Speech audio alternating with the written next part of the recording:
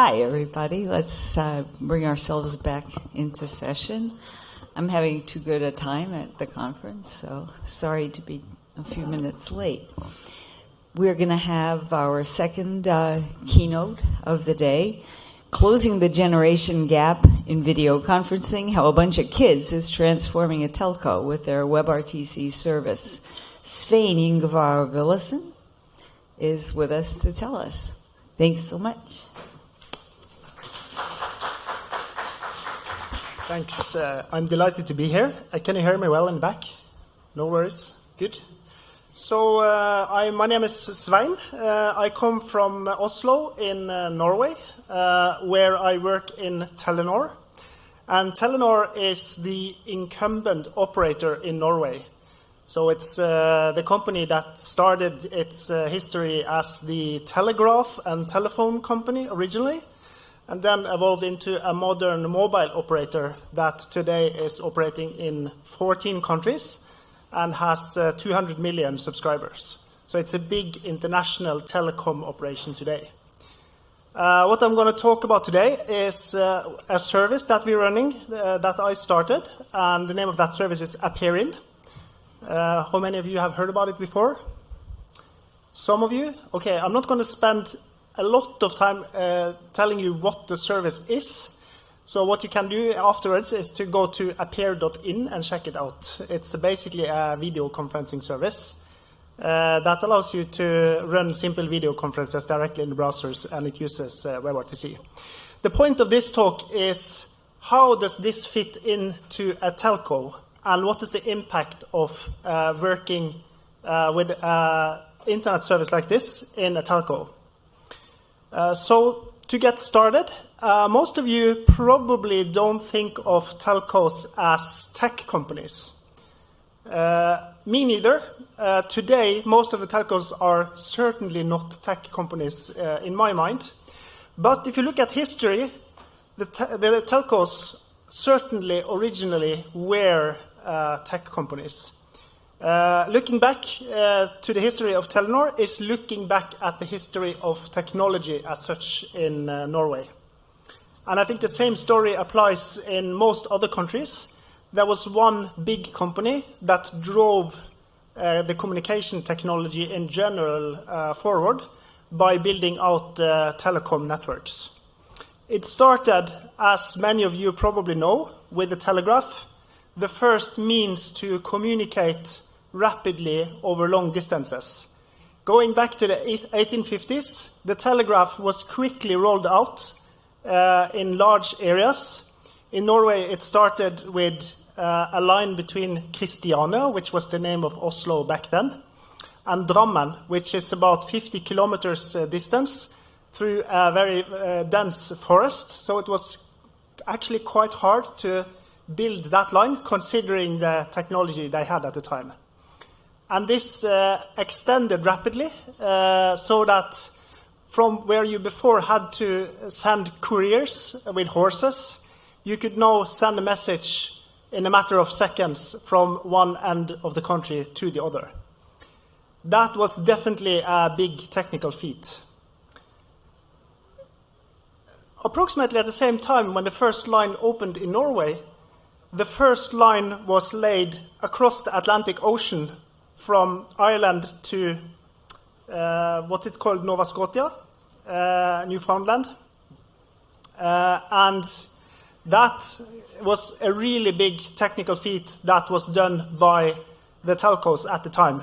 And you can see here how they used the technology of the day to take this humongous steel cable, take it on board a ship which was very hardly maneuverable from today's standards, and actually crossed the whole ocean with it to make it possible to send messages instantly across the world. Then came the telephone, first with manual exchanges, as we can see here, where the ladies put the cables into the holes to connect subscribers between each other. And later with the automatic exchange, such as this one in Skien in Norway, which was the first automatic exchange in Northern Europe. And this happened in the 20s, was a major driver for technology at the time. So making these huge mechanical devices that allowed the telephone companies to switch the calls automatically drove the technology forward. In the picture here, you can see Greenleaf Whittier-Pickard.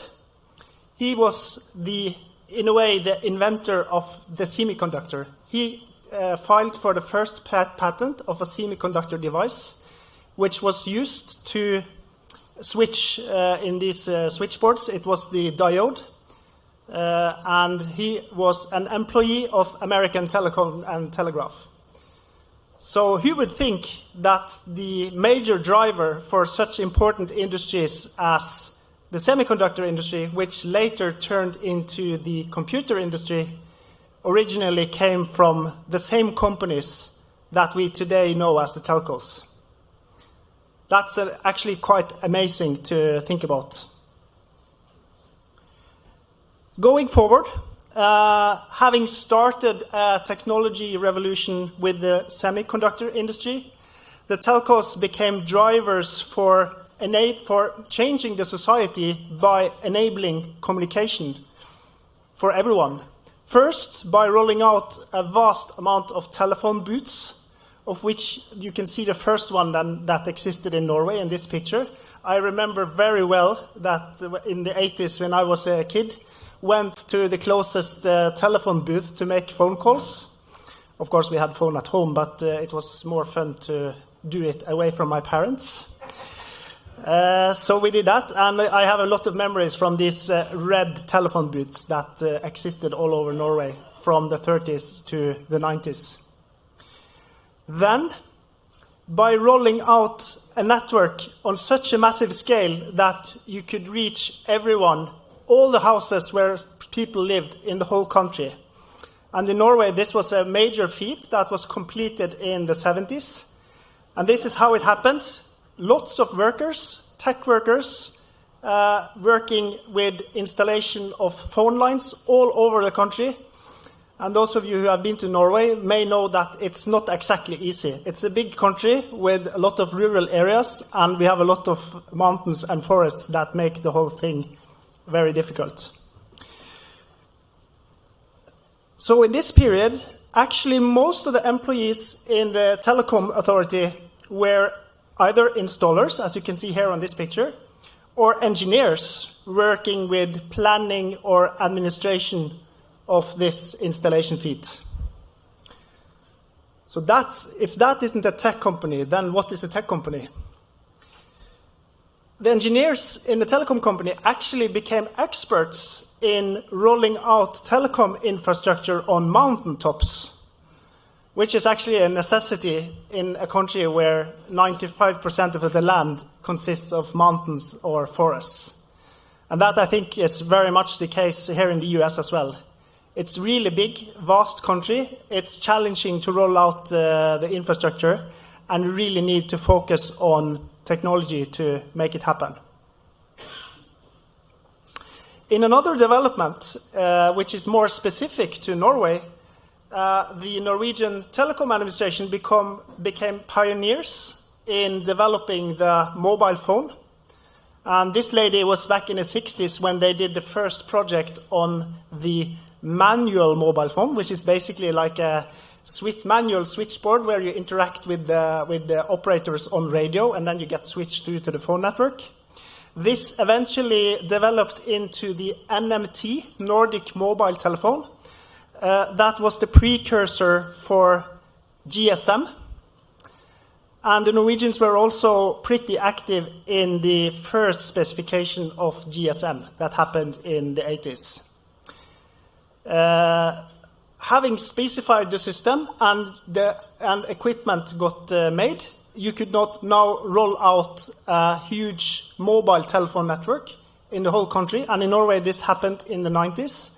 And it was really successful in many ways.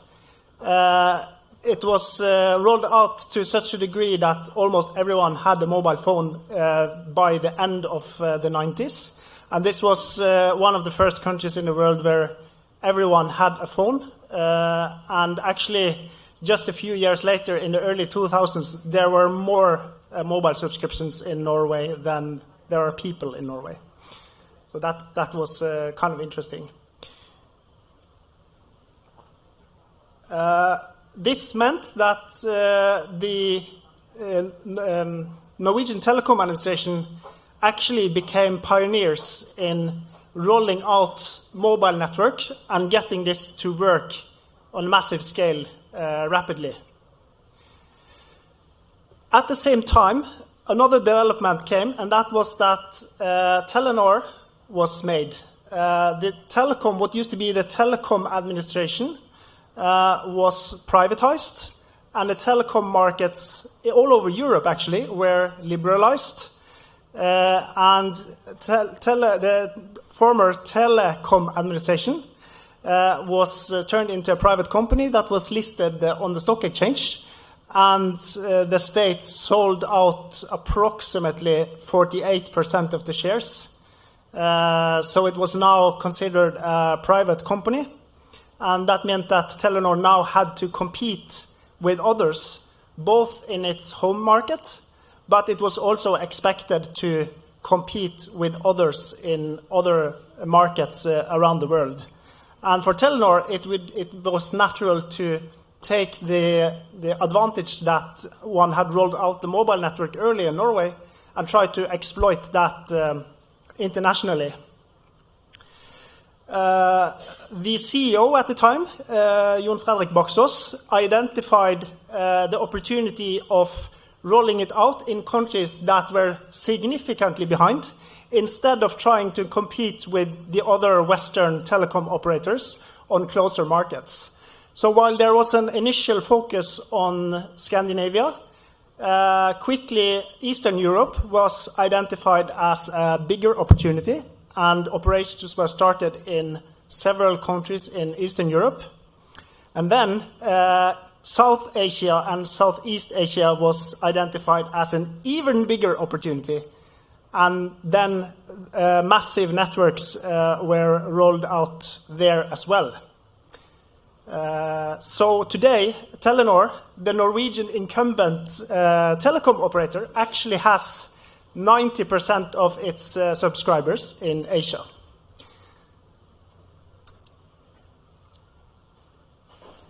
You can see the distribution here. It's big in Scandinavia, in Eastern Europe, and in several countries in South and Southeast Asia, including India, Pakistan, Bangladesh, Myanmar, Thailand, and Malaysia, which have huge populations, which means that you have a much larger number of subscribers there than elsewhere. Obviously, if you measure this on income, the situation is totally different. It's an interesting case to look at the latest rollout, which happened in Myanmar. This was opened in 2014. It was basically a completely virgin market. It had been a closed country for many years until it was suddenly opened, and Telenor was lucky, I should say, to get one of two licenses that were awarded there. And now this becomes a game of who can roll out network as quicker than the other, and who can roll out a kind of a subscription and distribution marketing engine quicker than the other. This rollout was pretty successful for Telenor. Started the rollout in mid-2014 and started operating the network late 2014 and had more than 5 million subscribers already in the first quarter of 2015. And the reason is basically because the skills that had been honed by the company over the last 10 to 15 years is rolling out the infrastructure as quickly as possible and setting up shops with all the local shops, etc., to sell and distribute SIM cards as quickly as possible. This was the skill that Telenor had honed now for many years. Unfortunately, it meant that there were other skills that hadn't been honed. So, looking at the world, the story of Telenor has its parallels in many other telcos. Telefonica, for example, expanded massively in Latin America. Deutsche Telekom was established itself in North America, as you know, with the T-Mobile. And Orange, the French incumbent, established itself in many countries in Africa. And there was also a lot of new actors that came into the game, basically because now the only thing you needed to operate a telco was to buy a lot of switches from Nokia or Ericsson and to buy spectrum from the local government. So basically the only thing you need to operate is a lot of funding.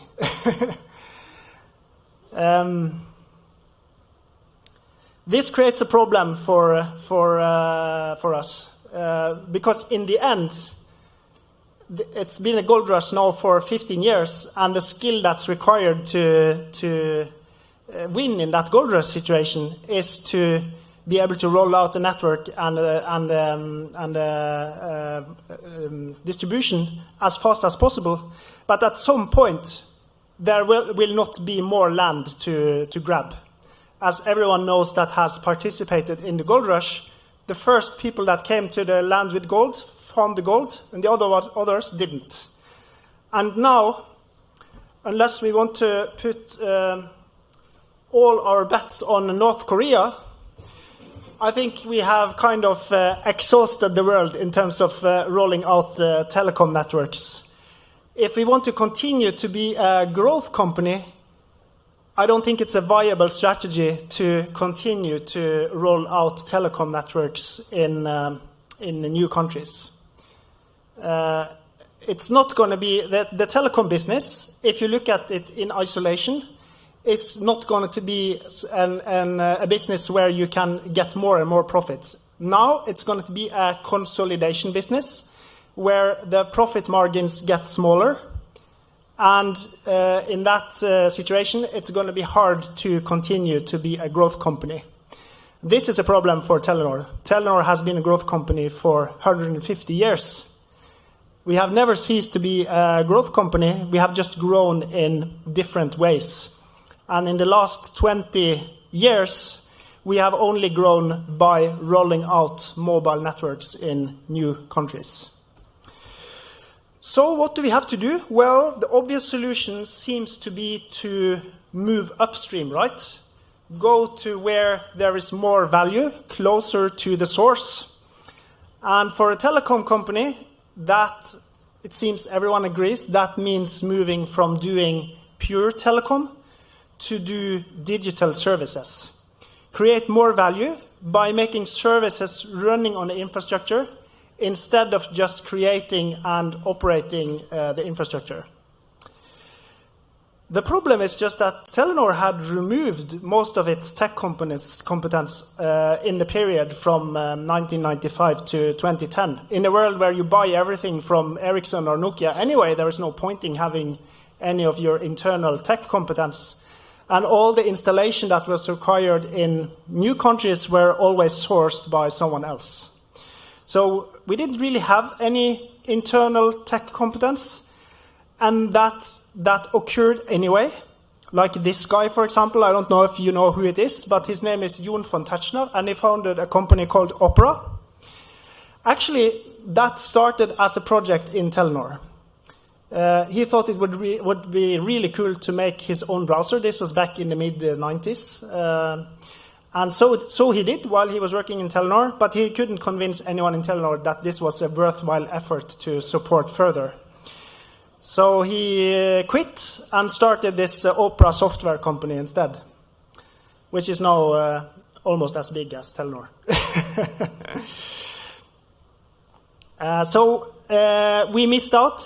Telenor missed out on some significant opportunities to build our own tech environment internally.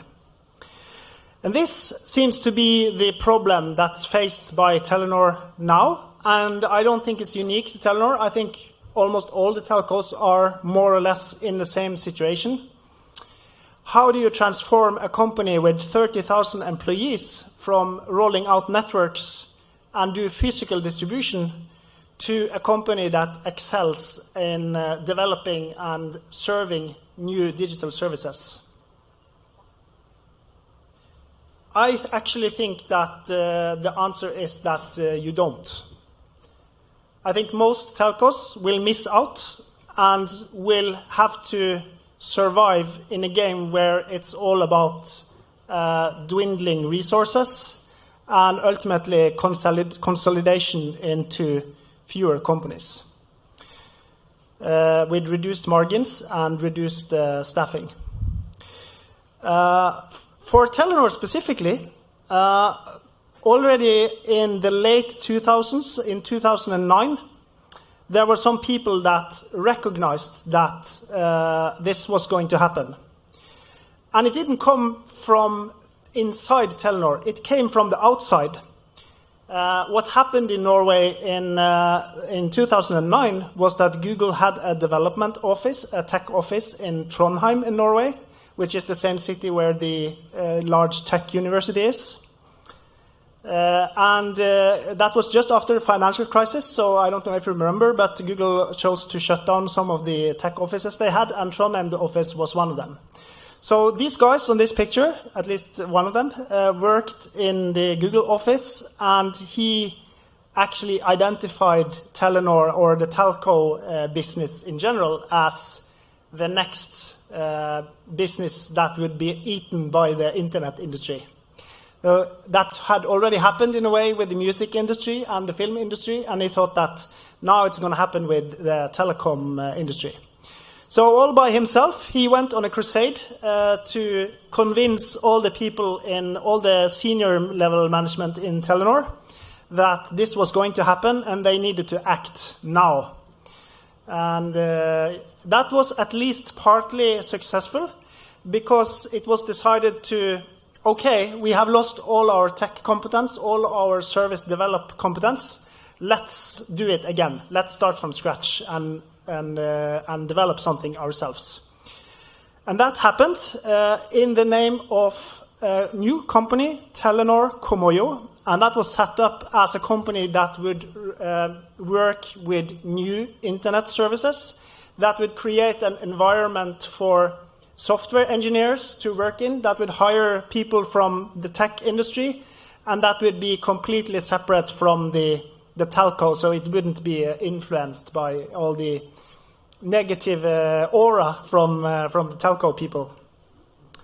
The main service that they focused on in the beginning was a film and TV service, which was very similar to Netflix, but we have to remember that Netflix, this was also the early days of Netflix, and its services were constrained to the US. So this didn't exist in the world outside the US, and it was seen as an opportunity to make this film and TV service in Norway and target the markets in Scandinavia with it, and that would be a way to get into and get experience with running and developing internet services, digital services.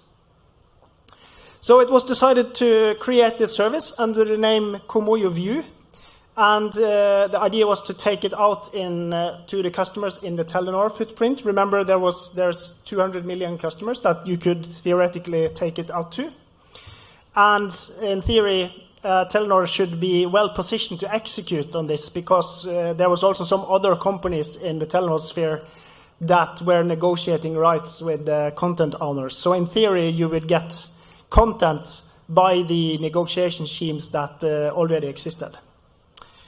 This was the same time I joined Telenor, so I came straight into Telenor Komoyo, and I have to say it was great fun. There was a period there where we had a great environment of software engineers. We were able to launch a minimal product out of this film and TV service early. And we had really good traction on the product. And we hired a lot of people, so new people coming in all the time. And it was just fantastic. Basically what happened was that we were able to hire all the best people in Norway. Everyone within the tech industry knew that this was happening, and we basically sucked up everyone from the university, and suddenly we had managed to turn what used to be sad and boring into a new and cool employer brand for the company that you want to start working for if you're a young and cool tech person. Picture shows a visit from Gary, who was the CEO of Mozilla at the time. Isn't it Gary? Oh, you don't know? Okay. So it was great for some time, but then we started seeing some warning signs. And I don't know how many of you have worked in an organization where hiring has gone really fast, but in fact what happened in Komoyo was that we went from about 10 persons to about 150 persons in a little more than a year. And that's basically impossible to manage. And there's also something called Conway's Law, which basically says that an architecture of a tech architecture mimics the communication patterns in the organization. So if you have an organization where everything is dysfunctional in terms of structure because you have hired 150 people in such short time, then your architecture ends up like this. And that's basically what happened. We got a lot of new people. We were not able to establish the structures to work together, so many people in such a short time. So we ended up with constantly changing teams that had constantly changing responsibilities. And this meant that the development of the product ended up with silos that were dependent on each other, and everyone had to communicate with everyone, and things went really slow and cumbersome. But it was still a great environment, lots of fun, many great people. Everyone felt like it felt like something was wrong with the product development, but it was still a great place to be, so everyone stayed. Until Netflix chose Norway as their first market outside the US. Then everything went down. And basically it was not because we couldn't compete with Netflix in our own home market, which we certainly could compete towards customers. The problem was that this was a money game in purchasing content rights. So Netflix basically, because of deep pockets and a lot of contacts internationally, were able to outcompete us on buying the content rights, which meant that we couldn't figure out how to run this in a scalable way. Basically, we had to pay more for the content that we could get in from subscribers. So the film and TV product eventually was shut down. That happened in September 2013.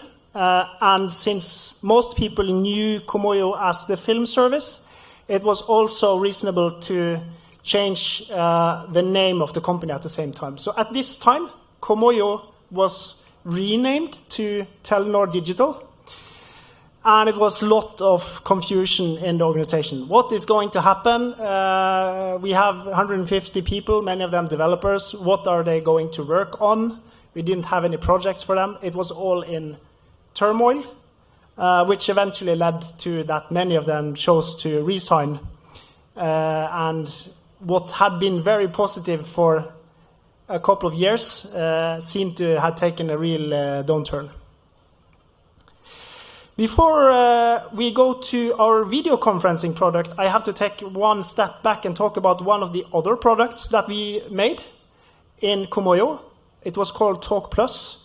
The idea with Talk Plus was basically to make phone calls over the internet. And when we implemented it, we identified the WebRTC library as one way to do it. So we used the WebRTC library already in 2012 when it was just released. In this native Android application that we made. And this led us to understand the power of WebRTC. And we saw that it could potentially be a solution to a problem that we were struggling with ourselves in the team. Basically that if you want to set up video conferencing, it always takes at least 15 minutes to get it to work. I think we have seen it today as well. And this is a problem when you have a development team and it has a stand-up that's supposed to take 15 minutes. You're using all the time to get the video conferencing tool to work. So we got the idea that let's use WebRTC to implement something simple for ourselves in a browser. And let's use the concept of room name. This was taken on inspiration from Pastebin. You take the room name becomes part of the URL, so the only thing that people have to do is to send the URL, and then they can just click the URL on the other end, and then they're into the conference. Because WebRTC allows you to do this without downloading anything, and we also wanted to do it without signing up or logging in or exchanging contact details, which none other services did at the time. How do you execute on something like that? We didn't have the people to start working on it or testing on it. Everyone was busy on the View project or on the Talk Plus project. But luckily, we had some interns in the organization. This was an effort that we did every summer. It was basically there to allow us to hire more people. Everything was about hiring in Komoyo, right? So we asked some interns to make the first prototype with WebRTC, and that was exactly after WebRTC had been implemented in Chrome and Firefox. So the kind of the market was there, and it was fresh. And this is how it looked like in the first version. Very, very simple video conferencing that you came into just by typing in a very simple URL. I remember very distinctly that day. That was only 2 weeks after the interns had started on this that they were managed to show the first prototype. And I told, before I went on summer vacation, I told my colleague John that you should get these guys a domain. So what he did was that looking for domains, he discovered that the TLD for India had just been liberalized. So you can now have a .in domain and not just a .co.in. So we asked them, do you want come on in or enter in or appear in? And they chose appear in. So was it named? And when I came back from vacation, I saw a service that was more or less finished. And since my superiors were still on vacation, and the interns were leaving in 1 week, I felt I didn't have any choice. I just had to release it. So following protocol in a telco, you would have to ask your superiors before you do something like that, right? But I think we just had to release it. So we put up, I got an SSL certificate, put it up on a server, and we wrote a couple of blog posts and posted it on Hacker News. And suddenly we had the live service with not a significant number of users, but at least there were some users that were using it, and they sent us feedback, and they sent us positive feedback. They sent us emails about how cool the service is, and I could just forward all these emails to my managers that would then read about this thing that we had made over the summer and suddenly released. And in the context of us having all these problems with the View product at the same time, that would seem like this would be totally impossible. But it's actually very simple. You just do it and release it. So what happened is that I actually didn't know that View was going to be shut down. So what happened was that since my managers knew, they started assigning people to me, new hires. So our first full-time hire in the Appearing project is this guy, Trond Kjetil. He just landed on a desk next to me the same Monday after the interns had left, and I was completely surprised what is happening. Only later did I learn that it's actually because the View project is going to be shut down, and they don't want to put any new people on that. So what was a bad thing for the company that the main project was shutting down turned out to be an opportunity for us.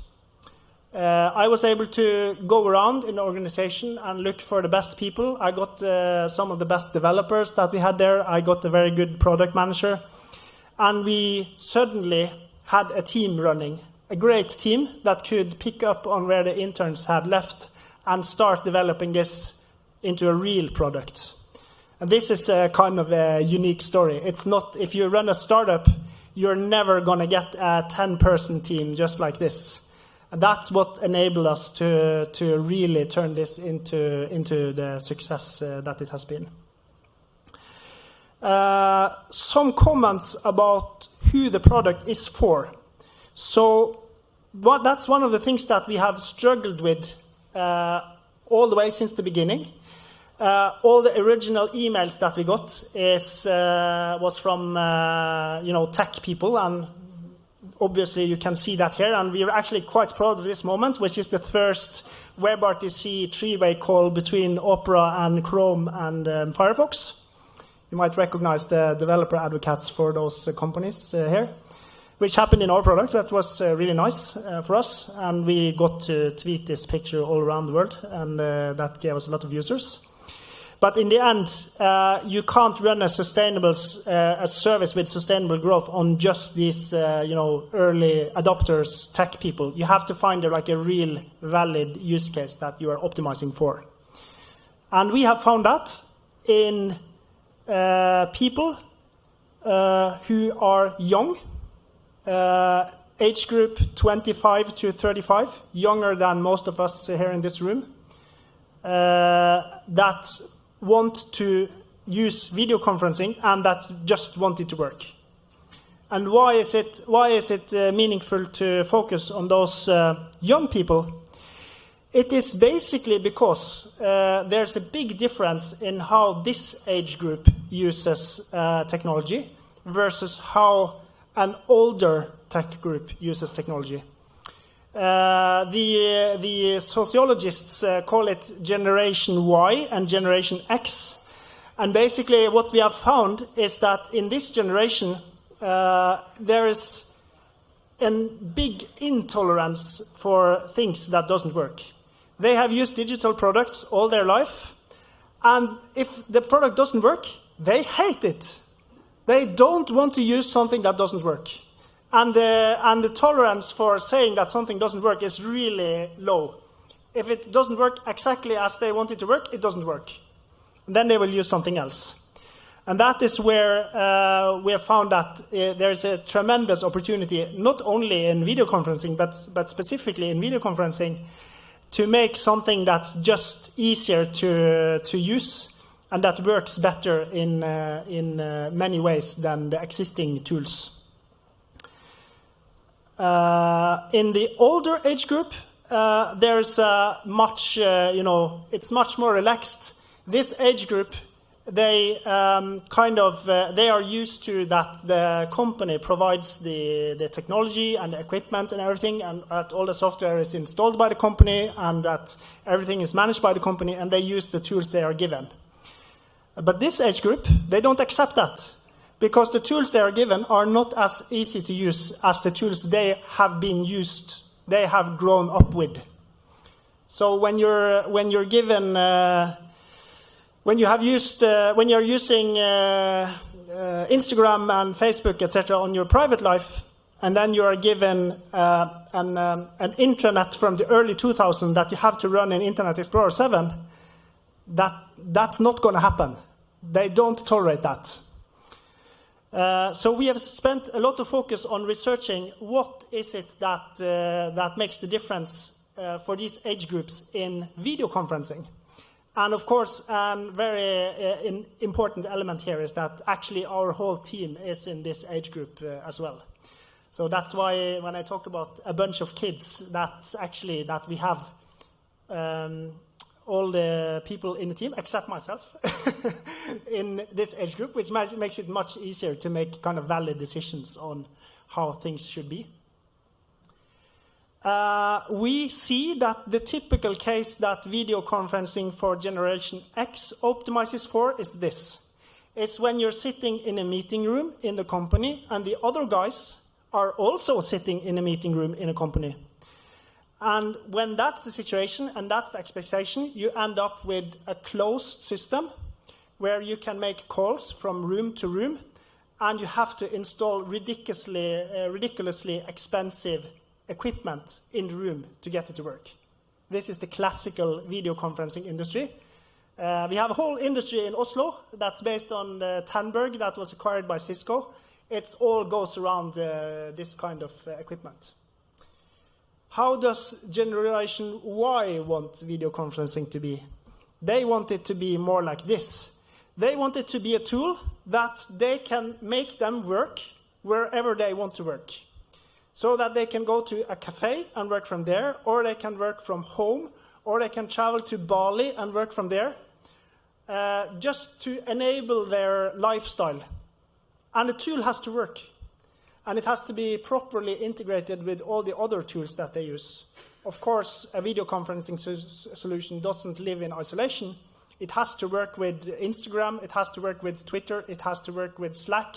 All these tools that these people use to get their work done has to somehow work together with the video conferencing tools. And this focusing on a specific group and a specific use case, that is what has enabled us to become something for someone and not nothing for anyone, which I think is the major issue for many people who try to do products. So focusing the needs of the younger generation has allowed us to differentiate ourselves and target a need that not many other video conferencing services target. And that guides us in all the choices we make and makes us do the service specifically for this group. And in the end, we are making it for ourselves because it is needs that we experience ourselves, and we are ourselves in the target group. This has allowed us to grow a significant user base in the 3 years that we have operated. So now we actually have a little less than 1 million monthly active subscribers, which is starting to become quite significant for a startup. And in a telco setting, it's actually a number that people can. It's not just nothing, even in a telco setting. So that's awesome. Even better, we have an opportunity in Telenor that we haven't used yet, and that is to start distributing to those 200 million customers that Telenor has. It's definitely a significant opportunity, but we haven't done it yet because what will happen when we start distributing is that we will get a lot of opinions on how the product should work and how the product should look like from all the telco people around in the opcos around the world. And for us, until we have kind of landed completely how the product will look like, that's going to be death. So we don't want that. And we are still not there, but we are closing in. It means that we have a significant opportunity to ramp up the distribution at some point in the future. So what we're going to do now is that we're going to make a premium version. We will start monetizing. We will make a version that is running on a different infrastructure. Ref the questions earlier today about mesh networks and non-mesh networks. So we will make a selective forwarding unit where all the traffic will be sent through for the premium version. And we know that this is something that people would like to pay for. We have a lot of emails every day of people that would like to purchase the premium version of our service. We are pretty confident that this is the way forward for us, and then it will become a game of how large percentage of the user base can you convert to paid customers. So back to Telenor then. How has this journey with our service impacted Telenor? Well, in last year, we switched CEO in Telenor. The new CEO was this guy. He used to be a CEO in India, where this picture is taken. He immediately started on stating a new mission for Telenor, setting out doing digital services as the new goal, moving upstream, as I said earlier. And this is now the clear vision for the whole company, and it's inspired from the success that we have seen with a few services such as ours. So it's, in effect, starting the journey where we move upstream as a whole company. and start focusing on digital services instead of just telecom. The whole company has now embarked on a transformation, and we are now, as we speak, in the middle of this transformation. And it will be really exciting to see how this happens going forward, because I think we might succeed, but there's also a significant risk that it doesn't work out, and that a telco is still going to be a telco in the end. Some other positive things that have happened. What happened with us was basically a story of entrepreneurship, right? A couple of people inside a big company that identifies an opportunity based on the work that they do in a company, and that are able to start executing on that opportunity. In our case, we took the opportunity. But I think if this is going to scale, you have to give people the opportunity and not allow them. It shouldn't be that people have to take the opportunity. So to start acting on that, we have established an entrepreneurship program called Ignite, where we allow employees all over Telenor to pitch in their ideas for new digital services. And then we select a number of ideas that they get to start working on, and then we take them out of their daily job and let them start working on their ideas in an incubator environment. And from that, when they have worked there for half a year, we will pick the most interesting project and turn it into real projects that we will continue working on. And this will be run as a yearly exercise. And the idea is both to get some concrete projects out of it, but also to educate. So everyone that goes back to their normal job will have then half a year of education effectively on how to innovate. So that's also a significant effect that we hope. And lastly, we have actually changed the way KPIs are handled in a company. In the telcos, it's most common that people are measured on the results, on the bottom line economically. But when you work with digital services, this is not going to be enough, because there will be a lot of investment in digital services, and the effect won't be visible on the bottom line for a very long time. So we have established product metrics such as monthly active users, also as KPIs, all the way up to the top level of management in Telenor. And I think this gradually will turn the interest of management in Telenor. But predictably, what happened when it was first introduced was a push for changing what we actually measure. So the need for vanity metrics, if you know that expression. So there are challenges. We have also gained a lot of experience in how to organize software development. This is something that is needed in a company like Telenor, and that's something that we see every day. We get approached by all kinds of teams out in the business units in Telenor with questions on how we did it. How did I organize this team to set it up to be efficient in working with digital services? And it's very much in having small independent teams who have all the resources they need to execute, that have their own developers, that have their own designers, etc. Not outsourcing everything, which would be the most common answer in a telco. And by having that competence internally in the organization, we are able to help other ideas and teams out in Telenor to get started and not do the wrong things right from the start. But there's a lot of things that we haven't achieved, and I used to, when people talk about transforming a big company, I used to say that it's like turning a super tanker. It's very slow, and when you are a person that really wants to develop things fast, then that can be super frustrating.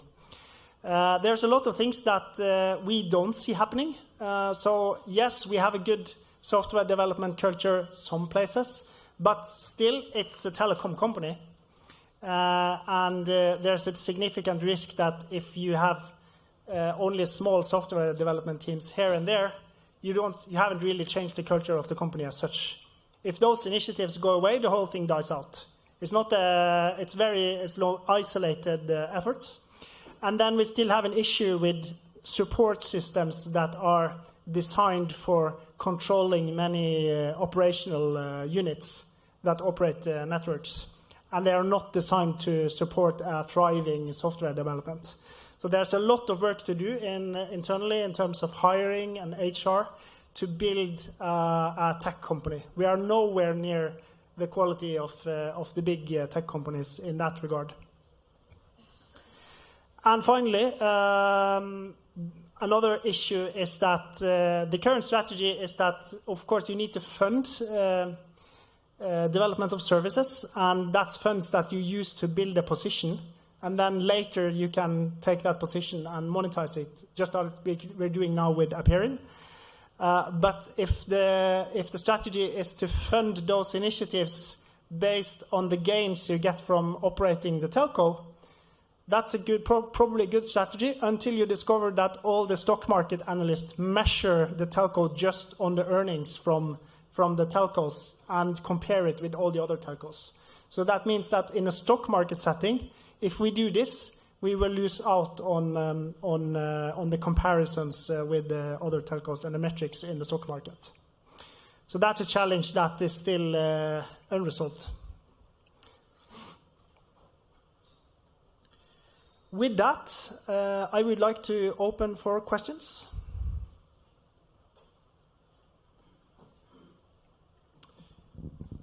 Yeah, I'll let you steer the... Yeah, thank you. Very good presentation, thanks. So, are you basically separating the service from your more traditional voice service? Or basically they're working together? For example, if you're using this WebRTC service, can I reach you using your telephone number? No. If we had done that early on, we would have been swallowed by the telecom part of the company. So that's why we have. That's one reason why we have reasonable traction, is that we have avoided getting dragged into all the legacy of the telecom operation. Sure. So the backend server would be like separate from your, say, like IMS core, right? You're basically having separate backend servers just for WebRTC. Completely separate. In fact, you shouldn't really say IMS core in our environment because we might have some reactions. Oh, yeah, just for example. Sure. Okay, thank you. Yeah. We are very much a bunch of internet guys, and we are not really into IMS and that kind of thing. So how do you monetize this? Yeah, it's a good question. The hypothesis right now is to make a premium version of Appearing, and it will have some differentiating features, which is not significant. There will be some differentiating features, but we would like to keep the free version great as well. But we have so many users that even if only a small percentage upgrades, we will come out very well. And we know that, for example, if you look at Slack, they have the features you get that when you upgrade are kind of insignificant. You don't need them. But still, they managed to convert 20% of the user base. And if we are able to convert 20% of the user base, we have a very good business.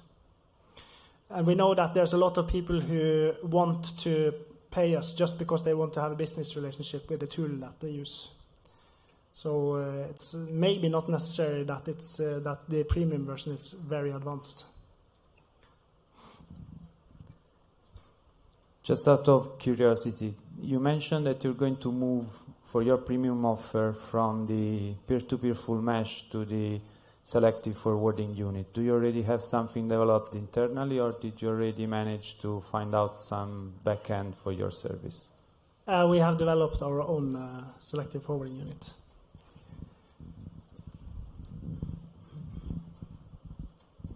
So, I mean, the conferencing space seems pretty well developed. I mean, there's WebEx and Join Me seems like pretty close to what you're doing. I mean, there's a URL-based version of it as well, where you can send out, and there's a few others, Cisco Square, whatever it's called, right. And I'm sorry. Skype, I mean, they're not as business-oriented. Yeah, I mean, Hangouts, I mean, even multi-party business-oriented conference type of ones. Yeah. There certainly seems to be no lack of offerings Yes, there I that agree. You get. So I wonder what you see as your way of standing out from that particular crowd in that. Is it, right, for example, many of the other services for the business side, they all, for the paid version, offer traditional, even though you hate it, telephony call-in, because there always is somebody who's on a phone, on an airport, in the lounge who has crappy internet connectivity and wants to use their Bluetooth headset or whatever. And so many of these seem to thrive on the ability to support the corner cases, even though you hate those. That seems to be their business model. So what do you see as your differentiator? Because we designed for a group that doesn't require these features, but wants the service to be easy to use.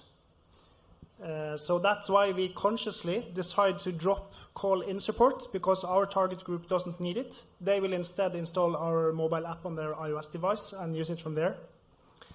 And all of these features will clutter the service. So if you use any of... if you ask a 30-year-old to compare our service with many of those that you mentioned, they will probably say that they prefer ours, because it's not cluttered, it's just straightforward, exactly what they need, nothing else. And yes, of course, there might be things that we have, new features that we have to introduce, but many of the things that comes with traditional video conferencing tools are not something we're going to do. So, for example, we are not going to do call-in, I'm pretty sure.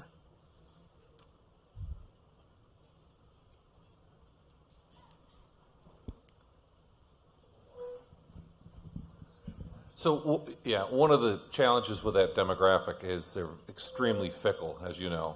Like you said, if it doesn't work, they move on. But if they even see something slightly more attractive, they move on. Where's the stickiness here? Good question. That's one of our main issues. So that's something that we have to create.